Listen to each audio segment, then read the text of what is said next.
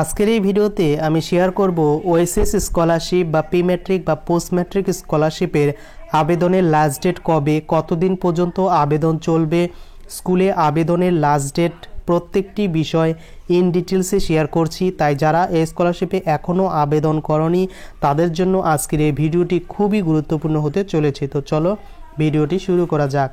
তো অফিসিয়াল ওয়েবসাইটে আমি চলে এসেছি। যারা অফিসিয়াল ওয়েবসাইটে ভিজিট করতে চাও তারা oasis.gov.in এই অফিসিয়াল পোর্টালে ভিজিট করতে পারো, তাহলেই তোমাদের সামনে এই ইন্টারফেসটা ওপেন হবে।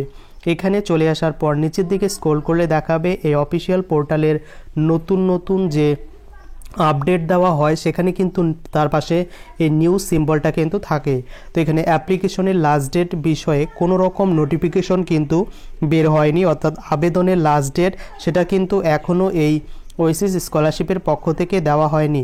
তবে শুধুমাত্র বলা হয়েছে যে এই স্কলারশিপের আবেদন চলবে এবং এখানে কি বলা হয়েছে যে 2024-25 সেশনে pre matric SC, pre matric ST, pre matric OBC, post matric SC, post matric ST, post matric OBC এবং প্রি ম্যাট্রিক কম্পোনেন্ট 2 এর অনলাইনে আবেদন শুরু হয়েছে।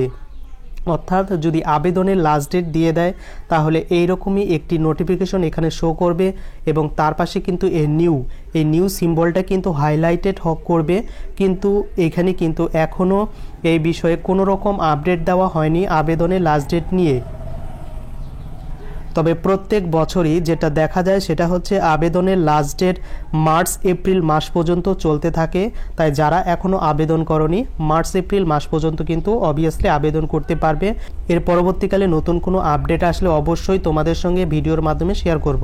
এবং এখানে নতুন একটি আপডেট এখানে দেখতে পাচ্ছ যে অবশ্যই তোমাদের কেওয়াইসি ভ্যালিডেট কিন্তু বর্তমানে আধারের মাধ্যমে করতে হবে। এবং দ্বিতীয় যে একটি গুরুত্বপূর্ণ বিষয় এখানে বলা হয়েছে সেটা হচ্ছে যে অবশ্যই তোমাদের এনপিসিআই লিঙ্ক করতে হবে আধার কার্ডটি এবং ডিবিটি এনাবেল স্ট্যাটাস করতে হবে।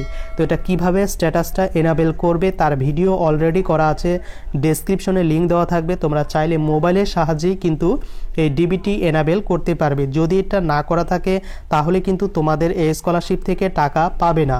তো এই পর্যন্ত আপডেটটি ছিল, কেমন লাগলো কমেন্ট করে জানাতে ভুলো না।